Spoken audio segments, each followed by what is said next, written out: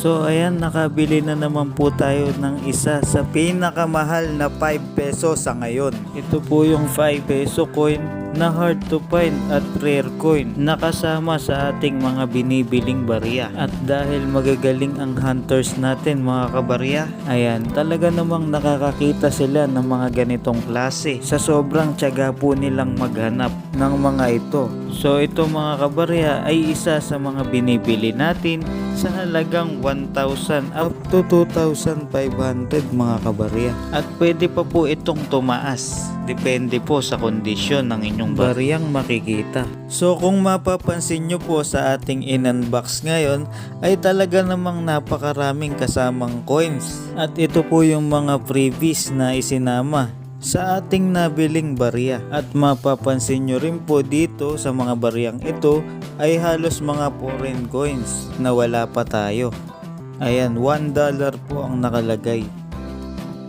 At syempre, hindi po mawawala dito yung mga pasunod na semi-hard to find na year 2000 na 5 peso coin. At hindi lang po isa itong year 2000 na 5 peso coin, may pangalawa at mayroon pa rin pangatlo mga kabarya. Iba lang man po yung lagayan niya. So bali dalawa po ang hard to find na kasama dito sa ating parcel. Isa na itong 1 piso na may taong 2005 na patuloy ko rin pong hinahanap magpahanggang sa ngayon mga kabarya. At meron pa din pong kasama dito na 1 piso na NGC series na year 2017. Bali dalawa po sila mga kabarya na semi hard to find. At ito na nga po yung ating pinakamahal na 5 pisong barya na nabili natin sa ating maswerteng subscribers na nakakita ng ganitong klase ng 5 peso coin na may taong 2006 mga kabarya.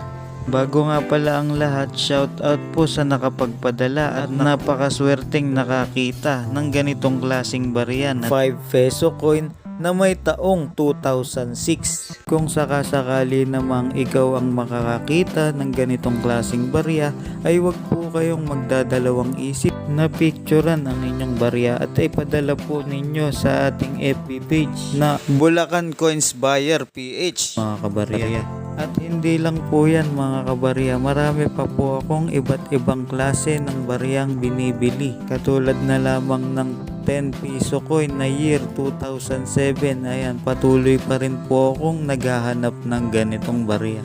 Ganon din po sa 5 peso coin, patuloy pa rin po tayong naghahanap ng baryang year 2006, 2007 at year 2008. Sa 1 peso coin ay mayroon din po. Ito po yung tinatawag na year 2005.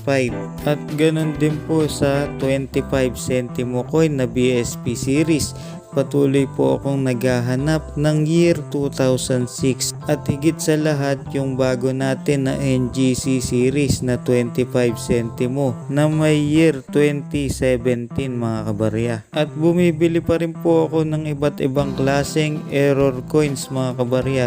So dito sa error coins natin, kahit anong taon po yan, basta makakakita rin po kayo ng ganitong klaseng error, ang tawag po dito ay off center mga kabarya. Ganun din po ang double print error mga kabarya. So inuulit ko po mga kabarya, kung sakaling makakita kayo ng mga ganitong klaseng barya katulad na lamang ay aking ipinakita, ay wag po kayo magdadalawang isip na mag-send sa ating FB page na Bulacan Coins Buyer PH. Pag nakita ko po yung mga barya nyo at tugma sa aking hinahanap, ay hindi po ako magdadalawang isip na bilhin sa inyo yan mga kabarya.